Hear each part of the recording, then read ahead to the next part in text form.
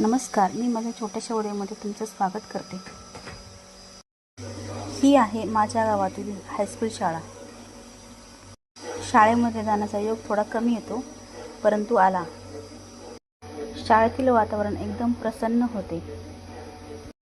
शाळेमध्ये इयत्ता 5वी ते 12वी पर्यंतचे विद्यार्थी शिक्षण घेतात.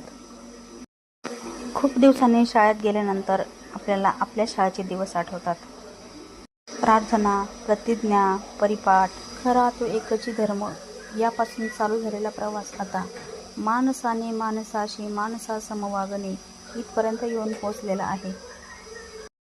या विद्यार्थ्यांमधूनच कोणी डॉक्टर, इंजिनियर, पायलट, शिक्षक, लेखक, कवी आणि सरपंच, उपसरपंच देखील होणार आहेत. याच विद्यार्थ्यांचे भविष्य चांगले व्हावे यासाठी जंतर मंतर या ठिकाणी विद्यार्थ्यांचा संघर्ष चालू होता.